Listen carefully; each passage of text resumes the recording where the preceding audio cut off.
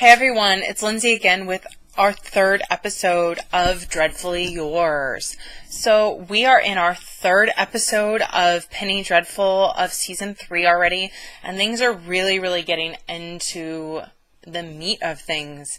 Seems that Vanessa's storyline is already really picking up, and we are actually finding out what Lily and Dorian are truly wanting. I still feel a little unclear of what is going on with Ethan and Hectate's storyline, and tangentially Sir Malcolm and Ketane's storyline. And I still, I'll talk about it a little bit more when we get there, but I feel like that may be the weakest of the season right now, and we'll see where it goes going forward. But let's dive into things. Again, as last episode, I'm going to separate things into geographic location and characters. And as I did last episode, I want to jump into things straight off with Vanessa and London. Okay, with Vanessa and the Dracula storyline, there's not as much to talk about when it comes to book lore. There's nothing that really pinged me on this episode that really pulls anything strictly from the book, per se. So I just wanted to give you guys a heads up on that. I'm not going to be talking about Dracula too much book-wise. But there was some really interesting stuff going on in this storyline. Really compelling. Again, I feel like Vanessa's storylines tend to be the strongest always in Penny Dreadful, and I'm still really enamored and just really drawn into them. Again, we see Vanessa having another session with Dr. Seward, and Dr. Seward seems to not really be believing her and says that kind of perception is reality. And Vanessa, I think, wrongly thinks that Dr. Seward is a reincarnation of some sort of her friend Joan. And to me, it's more likely that Dr. Seward is just a descendant of Joan and somehow has, through magic or through whatever kind of spiritualness, has a lot of her personality traits. While reincarnation is something that is a trope and something that is very strong on this show, because Vanessa is obviously a reincarnation of Amunet, and that is something that we know exists within this show. It's only shown up with Vanessa, and it's never shown up again. And Joan died. Well, we do know that Joan lived for years and years and was somehow able to live forever, for a very long time, and the witches are able to live for decades, for, much longer, and perhaps Vanessa has lived longer than she realizes. I don't think Dr. Seward is not of an age that she could have, Joan could not have died and then popped into Dr. Seward's body. I could be wrong, but I think Vanessa has the wrong idea of what's going on there. I think she's projecting what she wants, what she misses in Joan, onto Dr. Seward. But of course, Dr. Seward rightfully points out that Vanessa's just very depressed and is just really looking and reaching out for what she misses. And that whatever she perceives is her reality, and it doesn't really matter if Dr. Seward believes in what these vampires and these witches is true or not, which on a level I agree with, that your therapist doesn't necessarily have to believe in what you believe as long as, they believe that you believe it. But when it comes to what Vanessa's dealing with, Dr. Seward truly needs to believe what is going on with Vanessa, otherwise it's going to be a detriment to Dr. Seward. It could cost Dr. Seward her life. And obviously Vanessa grabs Dr. Seward's hand and reads her mind and has a vision of what happened in Dr. Seward's past. And obviously Dr. Seward killed somebody in the past, a man. And I don't think that is a coincidence that Dr. Seward killed a man in her past. This show is very vocal about abuse of women, and that men are not this show is very, very, especially this season, it seems, and again, last season it showed it as well. There's a long-running theme within this show of abuse of women and women being able to get power back from men through violence or through getting their agency back in one way or another. Vanessa is an excellent example of that, and in fact, Amunet seems to hate men in so many different ways and seems to want Vanessa to gain agency back in ways that Vanessa isn't even very comfortable with. And again, we see that Dr. Seward obviously killed a man that was going to kill her. And again, that feeds into the theme of women having power over men. So obviously, I think Vanessa has proved herself to Dr. Seward, and hopefully Dr. Seward will believe her from now here on out. Who knows? We'll find out. Another interesting tidbit is we see Reinfeldt writing Vanessa over and over and over again in a notebook. Again, it's showing that Reinhardt is having an obsession with Vanessa and is going to cause problems for her later on. Dr. Sweet and Vanessa go out on a little outing to Chinatown, and it's just... The show is doing an excellent job of you almost wanting to root for them. We know now who Dr. Sweet is.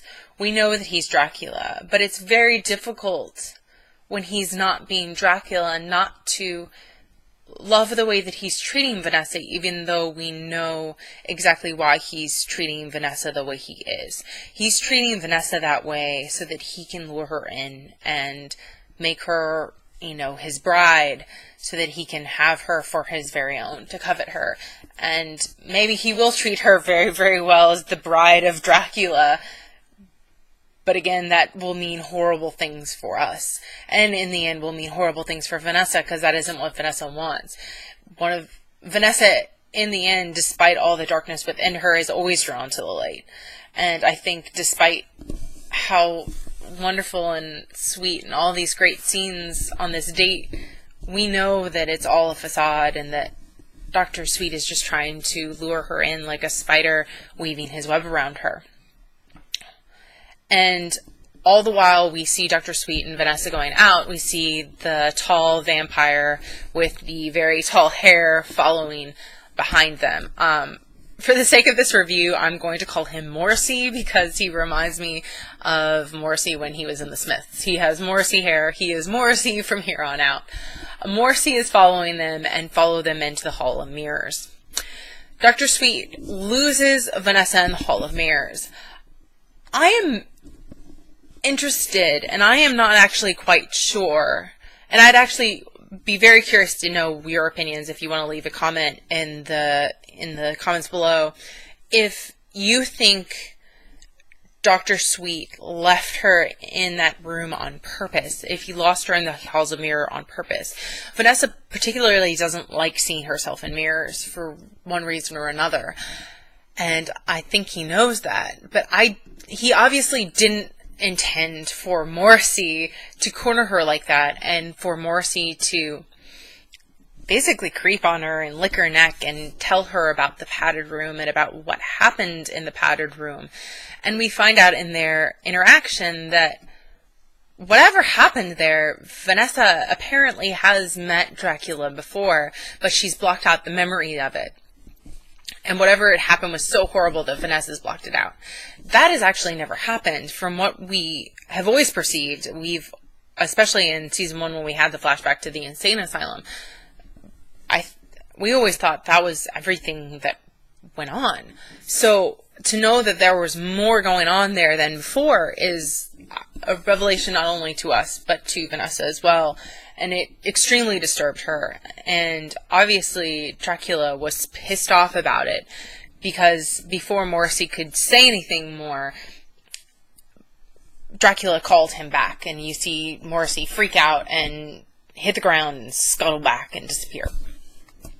And it's a wonderful showing of how Dracula's powers can attack his followers and can get them to pull back at will. And Vanessa and Dr. Sweet have tea, and Vanessa basically tells him that for his own sake they can't go out anymore. It's a lovely, sweet scene, and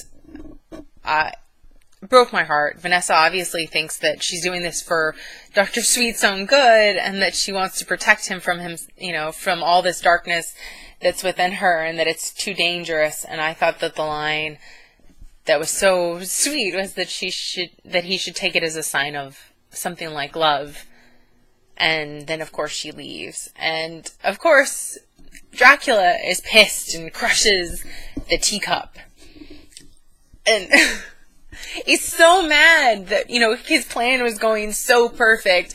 His web was weaving so well around Vanessa, but Morrissey, screwed it up by, springing the trap too early. And obviously he tells, he goes back to his lair and tells the vampires that he is the one who's going to be the one who decides when it's time to go after Vanessa. That he is going to, that when the time is right, when she's helpless and begging for him, is the only time that they are going to finally make her his. And he kills Morrissey. Goodbye, Morrissey. I loved you and all your lovely hair and creepiness. And the vampires feed. One of the things I want to point out, and I didn't point out a little earlier, is that Dr. Sweet weaves this tale of how he's a widower, and it's just so sad, and his wife died a year ago. If you think about it, Mina died a year ago, and Dracula always has brides. So, Mina was his bride, and his bride died a year ago, and oh, it's so sad and tragic, and he lost his wife. He lost his Mina, and how sad. And it's such a sweet way for him to weave in a tale of how he's sad that he lost Vanessa's best friend after Vanessa and Sir Malcolm killed her. So I thought it was a great little scene. We also see Reinfeldt eating flies. That's a little nod to the book, because Reinfeldt is known to eat flies, he eats rats, he eats a lot of different little bugs and creepy crawly things like that. So that is a nod right there to the book and things like that. Vanessa, due to what Morrissey told her, convinces Dr. Seward to hypnotize her, says that she needs to figure out what happened in the padded room, what happened back in the asylum, for better or for worse. Despite what happened, even if it, breaks her, she needs to know what happened. So we start going back into her mind, as Dr. Seward says, lowering the bridge. And a orderly comes in, and we see the orderly's face, and it's Jean Claire. It's the creature. And, well, I guess we know how Jean Claire died now. I have little doubt, I may be wrong, but I have little doubt that something happened and Vanessa, in one of her fits, or Dracula somehow drove Vanessa to kill Jean Claire, and that is how he died. So it'll be very interesting that when Vanessa finds out, and if Jean Claire remembers, what will happen when they meet. Because obviously when they met, when they left off in last season, it was tragic and touching, and they seemed to be pretty good friends, and it was one of the most surprising and very interesting relationships that we were left with at the end of season 2, and I really enjoyed their friendship. But right now, if what this episode's end is alluding to, that could shatter it all right there. So this is big, and I'm very, very curious to see what we find out in the next episode. So from there, let's lead on into John's story. So John's story opens up and we start seeing visions of his old life. He sees him and his son playing with an old ship. ship model and things like that. It's very, very sweet. It seems like he was a very happy, good-hearted man, and it seems like he had a very happy home life, even if it wasn't a very rich one. And by rich, I mean he didn't seem like he had a lot of money. Not very surprising if he wasn't able to get a proper burial. The only way that Victor would have been able to get his body would have been if he had been buried in a pauper's grave or something like that, so that it could have been dug up so that Victor could have gotten his body. And he ends up getting these visions of Chinatown, where we know Vanessa was having her date with Dr. Sweet. He actually sees Vanessa and Dr. Sweet on their date and almost talks to Vanessa, and I really wish he had, because it would have saved Vanessa from Dracula, but no, he doesn't. He lets them go on their date, and he has a very kind, sweet smile on his face.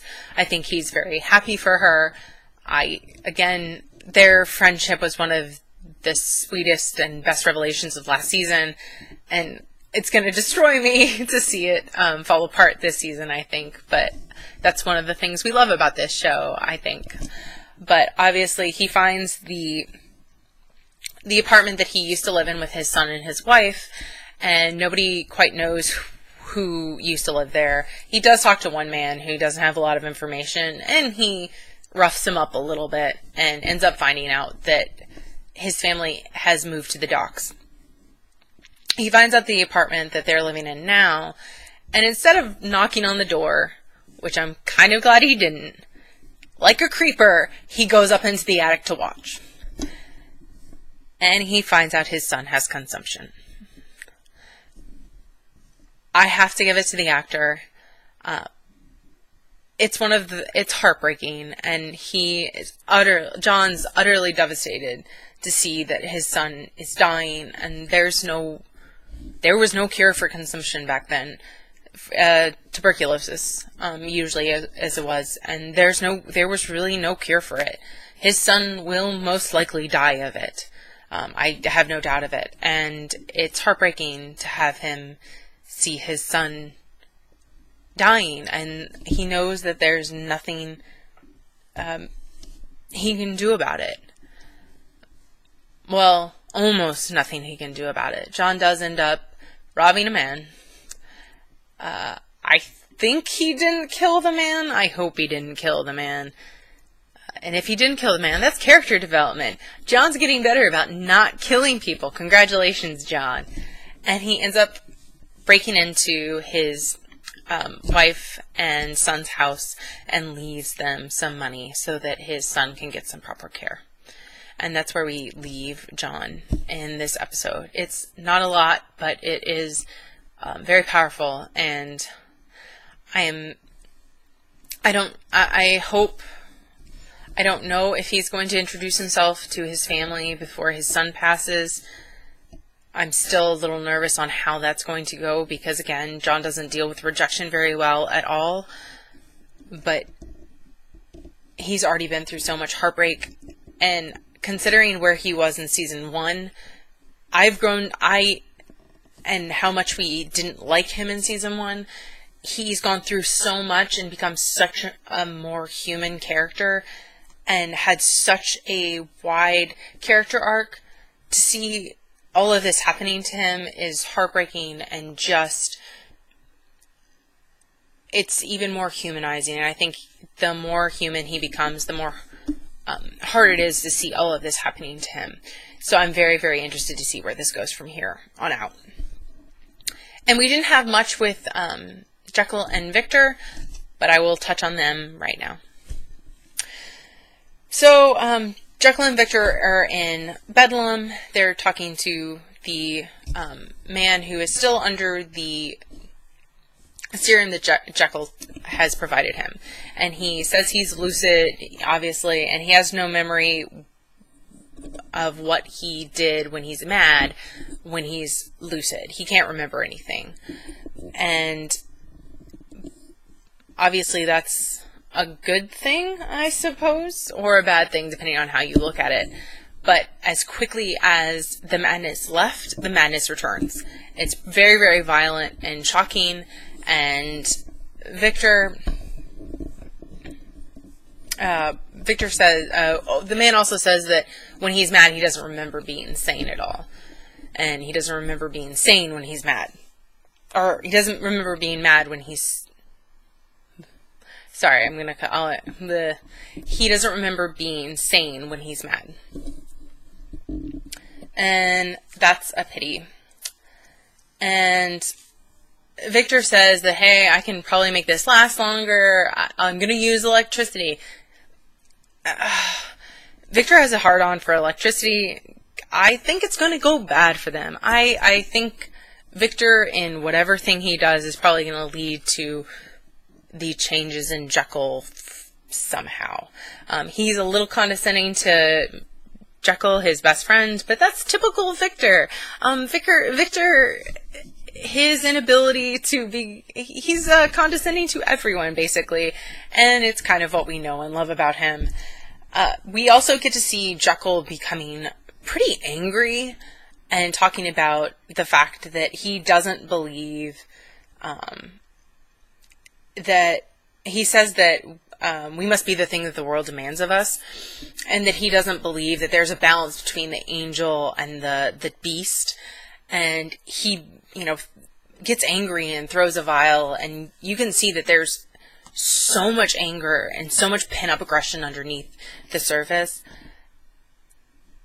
and it's just waiting to come out. It's going to be very, very interesting to see what causes him to take a drug that will cause him to turn into Hyde, or if he's already there and he's already injecting himself, and what we're seeing these flashes of are the drug wearing off or anything like that. I'm still very, very curious to see what's going on with the Hyde story. We haven't been giving a lot of tidbits yet because we've been touching on a lot of other stories that we've been having to set up. But I think we're finally starting to get into the meat of the Jekyll and the Victor story. So I think probably by next episode, or maybe by episode 4 or 5, I think is where we're really hopefully going to start getting into it. And our last episode, part of London, is Lily and Dorian. So, Lily and the girl whose name, if I remember correctly, let me look, is Justine. We find that out later on in the episode. Are having tea in an outdoor cafe. And they're talking about different kinds of men that they've had to deal with. And Justine mentions that she's never had a man that didn't want to beat her or fuck her. And basically that all men are scum to her. And Lily says that Dorian is an exceptional creature and that he's different. And she also mentions that there was one other man that was very, very different and wasn't like that at all. And that was obviously Ethan. And she talks about him very sweetly and says that he didn't change, but she did. It'll be very interesting this season if Ethan and Lily ever meet. They didn't get to meet last season, and I think we're well due for them meeting this season. But again, he's also very different, and I don't think she realizes that. She doesn't know that, obviously. But she's on such a different path, and she is not Brona. She is not the person that she was. She's an incredibly different character, and I don't think he would like what she's become. She is much more like Hecate than Brona would have ever been. Though, given what I'll talk about in Ethan's storyline, maybe he would like the Hecate side. Maybe he would like Lily more. But it's a very interesting scene. We also see the women's suffrage movement come into play here, which I had actually touched on last episode. So we see some women talking about women's rights, marching in a square, and the police come and start attacking them and beat them down. And that is not dramatized at all. That is actually what happened back then. The police were actually pretty violent with the women of the suffrage movement back in England, just as they were in the American suffrage movement as well. Lily points out that while the enemy for the women's suffrage movement and what Justine and Lily want are the same. What their enemy is men, what the women's suffrage movement want, and what Lily and Justine want are completely different. The women's suffrage movement want equality, which is a great thing. Equality is great. That's what they want. What Lily wants is to rule, and that marching and doing all of that isn't going to accomplish anything. To accomplish anything is to do it by stealth, and by craft, by stealth, by poison, by slitting necks in the night, and then after they form their army, they go to war. Like, holy crap, Lily. Like, whatever Lily is planning, like, I fear for all the men in London. Like, and I also hope that, like, they let, like, other people in. Like, I understand that, like, she's a put-upon woman, but, like, there are other people suffering in London. Like, there are poor young orphan boys that have been hurt. There are, sex-trafficked young boys in London at this time, too. Like, can we have some other genders involved in this? I know that she's pro-women on this, and I'm completely on board with this, but come on, help some of these sex-trafficked, young boys, too. But let me talk a little bit about the suffrage movement of England, a little bit, for any of you guys that don't know. So, unlike the suffrage movement in America, the suffrage movement in England was a little more tiered than what we dealt with in America. In America, we kind of had to push and push and push, and then we got voting rights, like wholesale. Obviously, were continued to be issues with race in our country and also in England for a much, much longer time, and I'm not going to touch on that. That is a whole different kettle of fish. But in England, it was a much more tiered fight. In the 1894, which is 2 years after when the show is taking place right now, the Local Government Act was passed, which said that women with property, any woman who owned property, could vote in local elections and could act on school boards and could become poor law guardians. So basically, one of the issues in England was that to vote, you had to own. It was a whole land thing. Like, if you owned land, you could vote. So, like, it didn't matter what color your skin was. In a lot of ways, in theory, it didn't matter what color your skin was. If you owned land, you could vote. But if you were a woman, if you were single, if you weren't married, you couldn't vote, because most likely you didn't own land, because the only people who owned land were your husband. And women who weren't married didn't own land. Your father might own land, your brother might own land, but you yourself didn't own land. So in 1894, you could, and then, obviously, and then 1894 said, okay, well, if you own land, if you somehow figured out how to own land, you could vote. Because before that, even if you owned land, you couldn't vote. So in 1894, they said, hey, okay, if you could figure out how to own land, you can vote. Like, congratulations. Like, that's great. So that started the process of women actually being able to vote. Which, hey, congratulations. Like, it was a step. And there were actually some men in Parliament that were actually fighting for women's rights at the time and saying, hey, women should be able to vote. And then after the 1894 vote, they said that women who were married could vote, and then it started being they started allowing women who were single to vote and things like that. It was a much more tiered process than it was in America. There were, for example, and then other things got really, really involved in this as well. Not only was it a voting rights thing, it was also just in general, like, women's rights thing. You couldn't sue your ex-husband after you were divorced from him for any reason until 1857. So, like, if your ex-husband owed you money, if your ex-husband, like, had your kids, like, for any reason, you couldn't sue your ex-husband. So if your ex-husband divorced you and took all your money, you couldn't sue him. You couldn't go to court and try to, like, get any restitution until 1857. So that was one of the other things that women were fighting for in the suffragettes movement. And then women achieved the right to own property in 1882. And so in 1882, women got the right to own property. Congratulations. And then if you had the right to own property, you could vote in 1894. So 12 years after they got the right to own property, they could actually vote. Like, congratulations.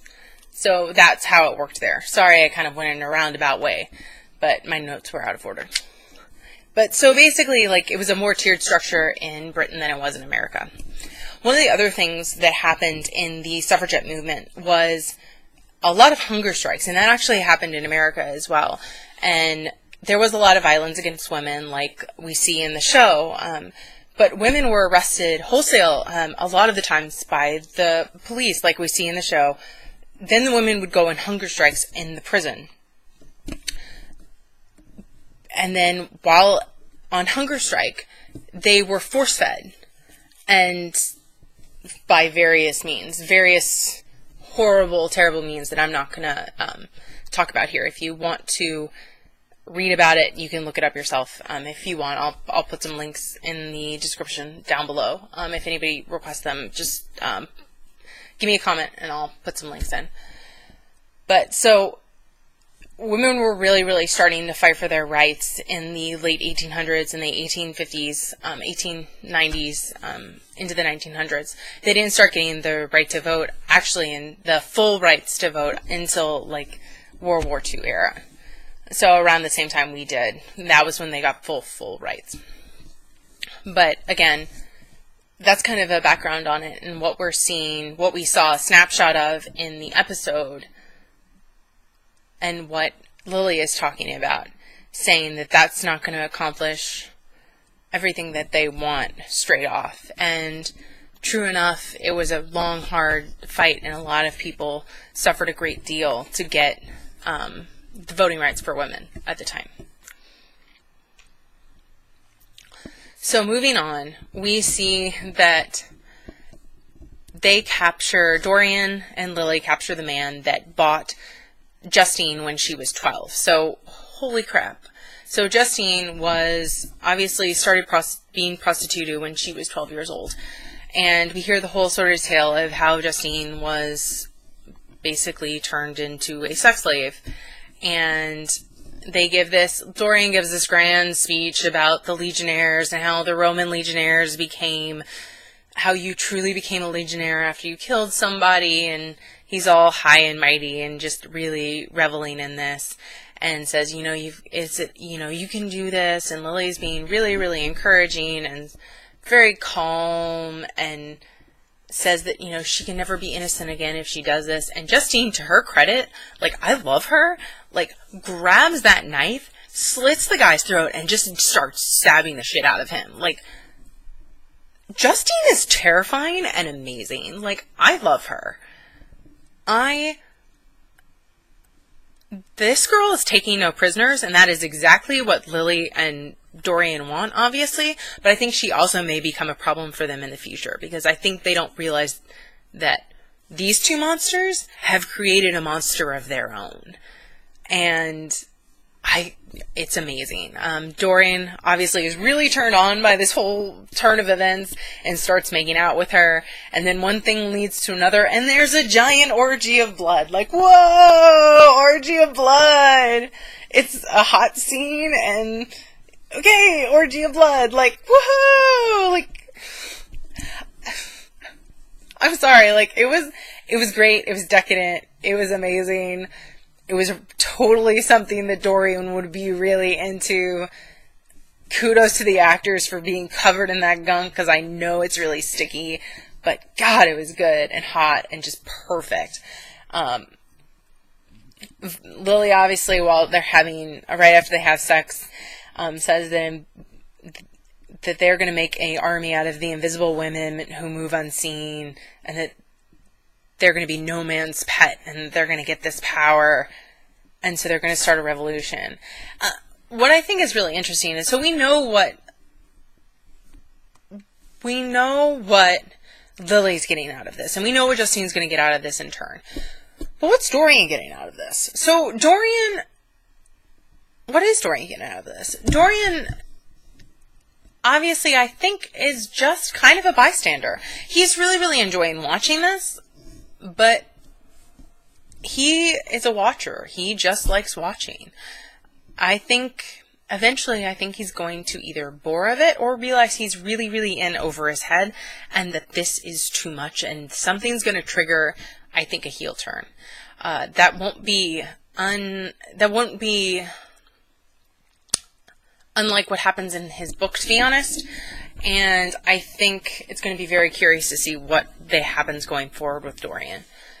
We haven't seen, he actually hasn't been much of a actor in this. It's been Lily, the one who's been pushing things forward, and Dorian hasn't talked much.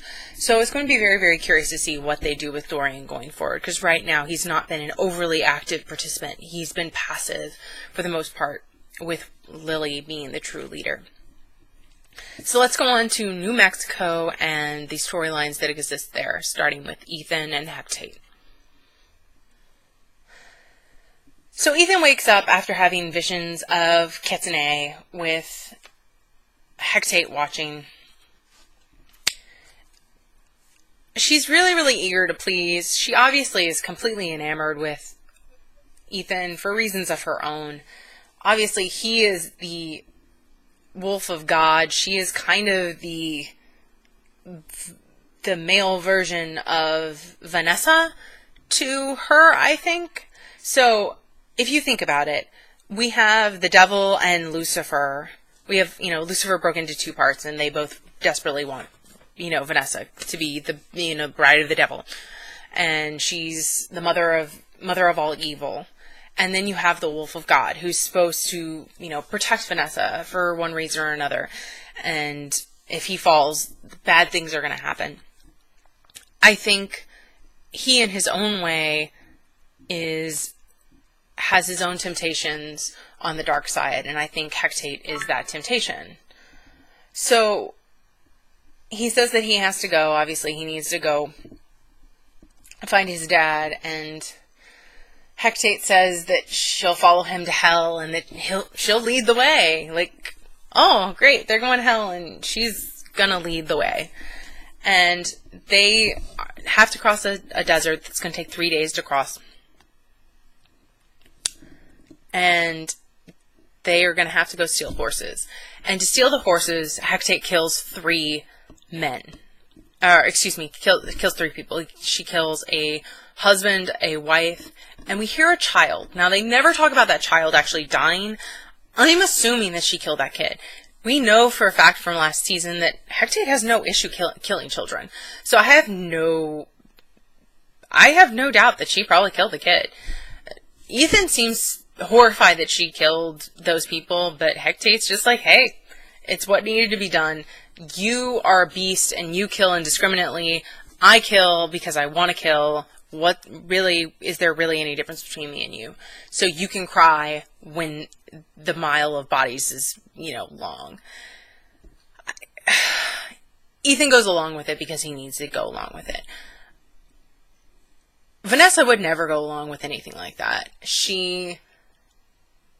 I think now Vanessa has her own moral issues, but it's very interesting to see Ethan picking and choosing what he's doing in this situation. The inspector from England obviously is following along and sees the slaughter at the end, and they know that Hecate's following now. Someone's following him. They don't know, obviously, that it's Hecate. He also believes in the occult, so he obviously knows that whatever Ethan is, and whatever this person is, that it's not natural. So it's very curious to see that he also believes in the supernatural. So Hecate and Ethan end up having a little conversation, and she says that she wants to rule hell by his side, and that she wants to liberate his true self and let the beast prowl, and rule darkness by his side. And he says, well, what if I don't want anybody by my side? anybody by my side? And she says, of course you do. I know you do. And then mentions Vanessa, and he says, don't you speak her name. But before anything else can be said, the marshal that the inspector is working with fires at them, and they go running into the sunset. Okay, so I'm really struggling with this storyline. I love Ethan a great deal, and I found Hecate really, really interesting last season. But I'm really struggling with this storyline. I do really want to find out what Ethan is. I still don't know what kind of werewolf he is, but we're 3 episodes in, and it's taken us 3 episodes to just get them moving forward towards his father. And it's taken us 3 episodes to get Sir Malcolm and Ketene onward. It's taken 3 episodes to get Ethan and Hecate to, be together in the same place. I feel like the storyline's not moving fast enough. I don't really know where they're going with it. Obviously, Ethan has a lot of darkness in him right now. This is his temptation story. This is going to be his darkness story. He either is going to be redeemed in this story, or he is going to lose himself forever. If that's the case, I really kind of wanted to pick up. I am very interested, and I'm not bored by it, but I'm not feeling the chemistry. I liked Hecate last season, but I'm not feeling the chemistry between Ethan and Hecate and their scenes. I don't feel like Hecate she's not being evil in this, like last season she was able to, she was frustrated and, prowling around and with her hair and just, vamping, and she's not doing that this season. And obviously in these episodes, and understandably, I understand why, because that's not the location and that's not the person she's putting on right now. But by not doing that, she's becoming a little bit of a less interesting character to me right now. And I don't care. And perhaps you guys feel differently, but I'm just really struggling with this storyline right now, and I really wanted to pick up. Speaking of the storyline, Malcolm and Ketene are finally in New Mexico. They are on the train. Obviously, Malcolm stands up for Ketene when some people try to kick Ketene back in the coloreds and Indians, the Native Americans only train. So we see that they're forming a bond. Ketene knows that Hecate's with him. He knows that a witch is with him, and that they have to find him, and that a terrible end will await them all if they can't save Ethan. That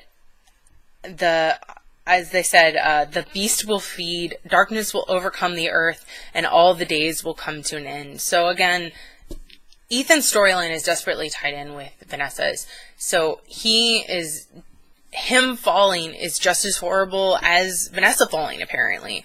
So I think that's really, really important. And again, with it being so important, I really want them to pick this storyline up faster, because I'm really interested, but I need it to pick up faster. So they said, obviously, Ethan's the only one who can save them because he's been chosen for this. And they say that he's halfway damned already and that they're losing him. So obviously, by being with Hecate, the longer he's with Hecate, the quicker and quicker he's going to fall to darkness. And if they can't save him, they're going to have to kill the evil he's become. And you can tell in Sir Malcolm's face. He's like, shit, I've been through this before. I'm dealing with Vanessa again. This is Vanessa all over the place. Like, I've dealt with this with Mina. Why is my life, why are my children all evil children? Like, the story of my life. Sorry, Sir Malcolm. Maybe you shouldn't have been a shit and been cheating on your wife and being whatever you are, and killing animals in Africa. This is all, I'm going to blame it all on Sir Malcolm. Why not? So, that's kind of, that's the end of the episode on all the areas. It's really interesting. I love this show. It's my favorite show. But Ethan's storyline is integral. Again, if Vanessa falls, the world ends. if Ethan falls, apparently now, so if Ethan falls, we find out this episode, the world ends. So both of their stories are integral and very, very important. So we have two people now going to save Ethan. There is no one trying to save Vanessa. Like, Dr. Seward is trying to help Vanessa, but Dr. Seward has no idea what's going on besides what Vanessa told her. Because Vanessa has no idea that something's stalking her, besides, like, the lone vampire she heard from. Like, she has some idea that something's going on now. But that's it. Like, so, somebody please help Vanessa? Like, that's what I'm taking away from this episode, because obviously we got two people helping Ethan, and good on them. But for the love of God, someone help Vanessa.